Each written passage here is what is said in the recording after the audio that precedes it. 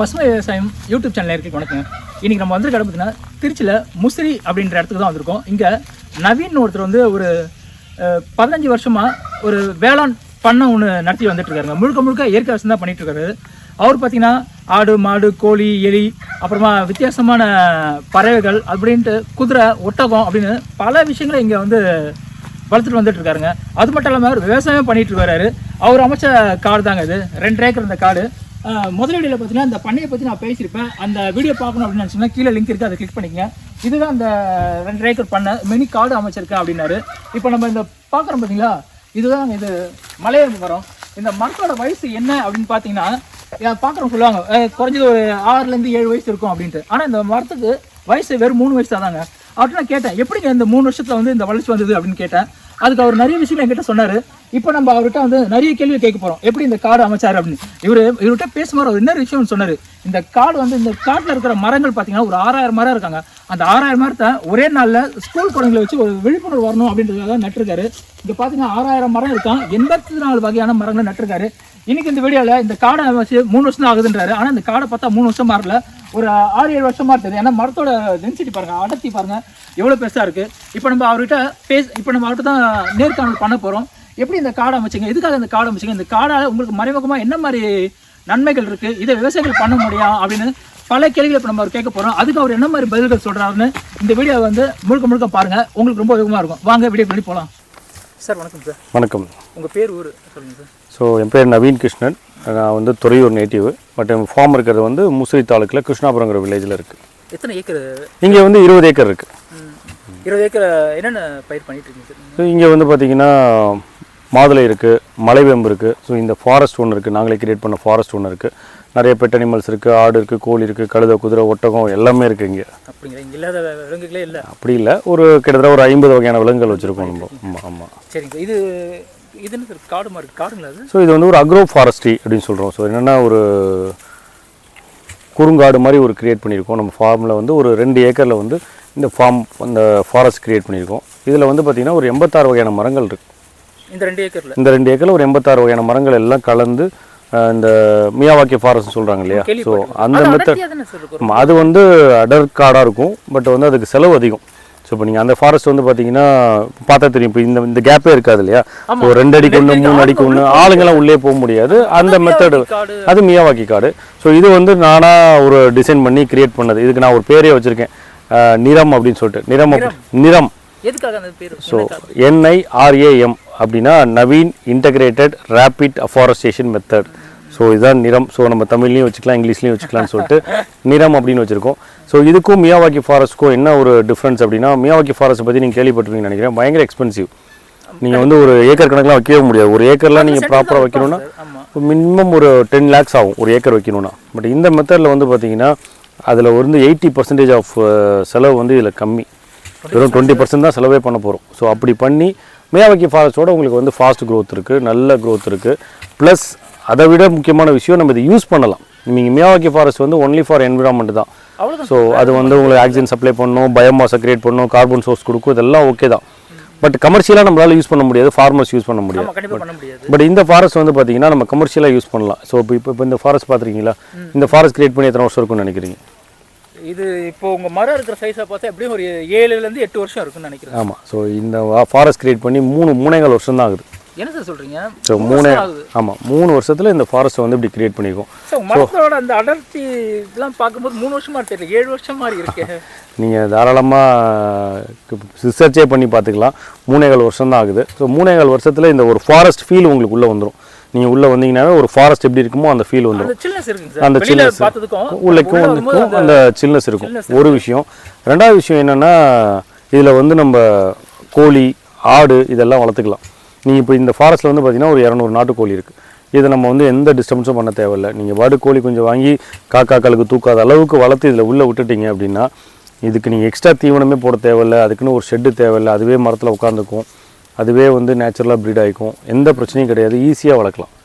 So அது முக்கியமான விஷயம். அதேமாதிரி ஆடு வளர்க்கலாம். எல்லாத்துக்குமே நீங்கள் ஒரு ஷெட்டுன்னு ஒன்று போடணுன்னா ஒரு ஏக்கரில் ஷெட்டு போடணுன்னா மினிமம் நீங்கள் வந்து ஒரு ஒரு 15-20 லட்ச ரூபா செலவு பண்ணணும். ஸோ இப்போ அந்த 20 லட்ச ரூபா செலவு பண்ணாலும் இந்த அளவுக்கு கூலிங்காக இந்த அளவுக்கு ஒரு இயற்கையாக இருக்குமான்லாம் தெரியாது எனக்கு, சொல்ல முடியாது. ஆமாம். பட் இங்கே வந்து பார்த்தீங்கன்னா நீங்கள் இயற்கை சூழலில் நீங்கள் கோழிக்கு எந்த ஒரு நோயுமே வராது.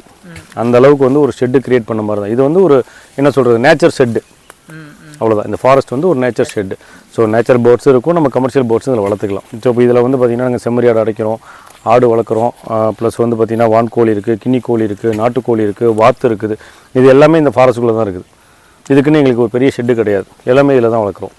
ஸோ எந்த நோய் வராது. என்னென்னா நீங்கள் ஒரு சின்ன ஷெட்டில் ஒரு 10க்கு 10 அடைக்கும் போது ஒரு 15 நாள் ஒரு மாதம் அடைச்சோன்னே அந்த ஷெட்டில் ஸ்மெல் வர ஆரம்பிக்கும், உங்களுக்கு நிறையா கிருமிகள் வர ஆரம்பிக்கும். ஷெட்டை ப்ராப்பராக க்ளீன் பண்ணலன்னா நோய் வரும். ஆமாம், நோய்கள் வர ஆரம்பிக்கும். பட் இந்த மாதிரி ஒரு ஓப்பனில் இருக்கும்போது வந்து பார்த்தீங்கன்னா அந்த மாதிரி எந்த ஒரு நோயும் வராது. ஆட்களுக்கு தேவை கிடையாது, தேவைதான், பட் அந்த அளவுக்கு தேவையில்லைல்ல. ஸோ என்னென்னா அது நவுந்து படுத்துக்கும், ஒரே இடத்துல இருக்காது, இடம் பெருசாக இருக்கிறதுனால.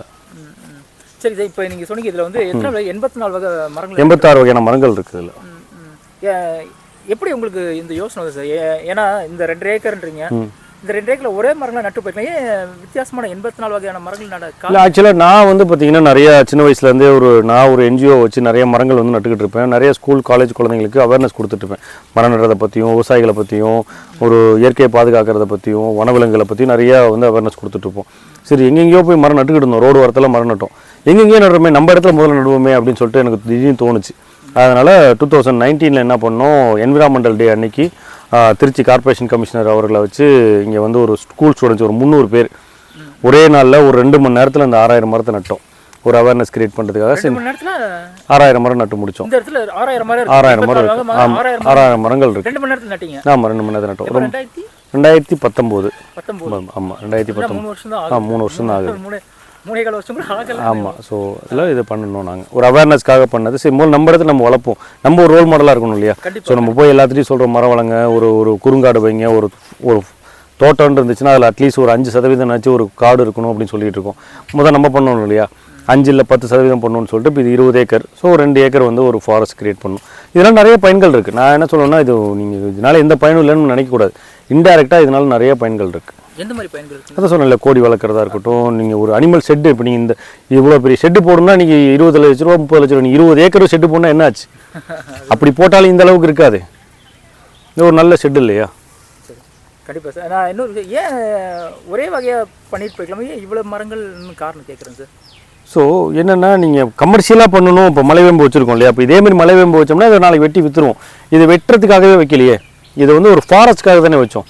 ஃபாரஸ்ட் கிரியேட் பண்ணுங்கிறதுனால எல்லா வகையும் இருக்கணும். இப்போ நீங்கள் ஒரு ஃபாரஸ்ட் அப்படின்னா முள்ளு செடியும் இருக்கும், புதர் செடியும் இருக்கும், கொடி வகைகள் இருக்கும், மர வகைகள் இருக்கும், பழ வகைகள் இருக்கும், பூ வகைகள் இருக்கும். இதெல்லாம் சேர்ந்து தான் ஒரு ஃபாரஸ்ட். ஸோ அது மாதிரி கலந்து வச்சுருக்கோம். அதனால தான் 86 வகையான மரங்கள் எல்லாமே கலந்து வச்சுருக்கோம். சரி சார், இப்போ பார்க்குற மரத்துக்குலாம் வயசு வந்து முனைகள் வயசு தான், எல்லாத்துக்கும் ஒரே வயசு தான். எல்லாமே ஒரு அடி கன்று தான் நட்டோம். எல்லாம் சின்ன சின்ன பெரிய கன்று கூட நடலை. எல்லாமே வந்து இந்த 7 ரூபா கன்று, 10 ரூபா கன்று, இந்த சைஸ் வாங்கி தான் நாங்கள் நட்டோம். சரி, இப்போ இந்த மரத்துக்குலாம் உரங்கள் எதனா கொடுக்குறீங்களா நீங்கள்? முத தடவை ஒரு தடவை களை எடுத்தோம். ஸோ நட்டு ஒரு 6 மாதத்தில் ஒரு 2 தடவை களை எடுத்து உரம் வச்சோம். அதுக்கப்புறம் இது வரைக்கும் எதுவுமே கொடுத்ததில்ல. தண்ணி மட்டும் தான் ட்ரிப்பில் கொடுக்குறோம். மற்றபடி இந்த இலைதலை பார்த்தீங்கன்னா பாருங்களேன், டோட்டல் ஃபாரஸ்ட்டும் வந்து பார்த்தீங்கன்னா இலைகள் விழுந்து இப்போது ஒரு மழை பெய்யறப்பெல்லாம் உள்ளே வந்தீங்கன்னா அப்படியே அந்த ஒரு ஃபாரஸ்ட்குள்ளே நடக்கும்போது அந்த கால் அச்சிலாம் தெரியும்ல, அந்த மாதிரி இருக்கும். ஸோ அந்தளவுக்கு பயோமாஸ் கிரியேட் ஆகிடுச்சு. இனிமேல் நீங்கள் எந்த உரமும் கொடுக்க தேவையில்லை. இன்னும் ஒரு 2 வருஷம் 3 வருஷம் கழிச்சு நீங்கள் இந்த தண்ணியுமே கொடுக்க தேவையில்லை. ஒரு தடவை மழை பெஞ்சினா ஒரு 3 மாதம் வரைக்கும் ஈரம் இருக்கும். சரி, இப்போ இவ்வளோ மரம் நட்டு இதில் பூச்சி நோய் தாக்குதல் எதனா உண்டுங்களா? இல்லை, நீங்கள் எந்த ஃபாரஸ்ட்லேயாச்சும் பூச்சி தாக்கி ஃபாரஸ்ட் அழிஞ்சு நீங்கள் கேள்விப்பட்டிருக்கீங்களா? இல்லை, கிடையாது. ஆமாம். ஸோ என்னென்னா, கமர்ஷியல் பிளான்ட் இருக்குது பார்த்தீங்களா, நம்ம காய்கறி தோட்டத்தில் பயிர்களில் மட்டும்தான் பூச்சி தாக்கல் அதிகமாக இருக்கும். ஏன்னா அதோட இலைகள் வந்து டேஸ்ட்டாக இருக்கும். இந்த மாதிரி ஃபாரஸ்ட்டுங்கும் போது நீங்கள் பூச்சி தாக்கலே இருக்காது. அப்படி இருந்தாலுமே அது வந்து என்ன சொல்கிறது, அது அந்த ஃபாரஸ்ட் நேச்சர்லாகவே வந்து டெவலப் ஆகிடும். சரிங்க சார். இப்போ ஒரு விவசாயி இருக்கார், அவர் கேட்குறாரு, சார் இது மாதிரி வந்து நான் இதை கமர்ஷியலாக பண்ணலாம், கமர்ஷியலாக இதை பண்ண முடியுமா, லாபம் எடுக்கலாமா இதை கமர்ஷியலாக பண்ணால்? நீங்கள் இல்லை, இந்த ஃபாரஸ்ட்டில் வந்து நீங்கள் டேரெக்டாக கமர்ஷியலாக எடுக்க முடியாது. நீங்கள் அப்படி எடுக்கணும்னு நினச்சா நீங்கள் மலைவேம்பாக நட்டுட்டு போயிடலாம், இல்லை ஏதோ ஒரு மகோகனியோ மலைவேம்போ வேப்ப மரமோ ஒரே மரமாக நட்டுட்டு போயிடலாம். இந்த ஃபாரஸ்ட்டுங்கிறது எதுக்குன்னா, ஒரு என்விரான்மெண்ட்டுக்காகவும் ஒரு பை ப்ராடக்டாக தான் நம்ம யூஸ் பண்ணணும். இதில் இப்போ தேன் பூச்சி வளர்க்கலாம், சூப்பரான இடம். இப்போ இந்த 2 ஏக்கர்லையும் தேன்பெட்டி வச்சிங்கன்னா ரொம்ப அழகாக தேன்பெட்டி வளர்க்கலாம். இதில் நீங்கள் வந்து இப்போ ஆடு மாடு வளர்க்கலாம், கோழி வளர்க்கலாம், நாட்டுக்கோழி வளர்க்குறதுக்கு ஒரு அருமையான இடம். இந்த மாதிரி வந்து இது ஷெட்டுக்கு பதிலாக ஒரு நேச்சுரல் ஷெட்டு போட்ட மாதிரி தான் இது. ப்ளஸ் இந்த இப்போ ஃபாரஸ்ட் இருக்கிறதுனால வந்து பார்த்தீங்கன்னா இப்போ 26 வகையான பறவைகள் உள்ளே வந்திருக்கு. இதுக்கு முன்னாடி நீங்கள் பார்த்துருப்பீங்க தோட்டத்துக்கு வெளியில் அப்படி காஞ்சி கிடக்கும். பட் இந்த க்ரீன் ஆனதுக்கப்புறம் இங்கே 26 வகையான பறவைகள் இருக்குது. இது மூலிமா பூச்சி கட்டுப்பாடு ஈஸியாக நடக்கும். இது இல்லாமல் வந்து பார்த்திங்கன்னா 18 வகையான வண்ணத்து பூச்சிகள் இருக்குது.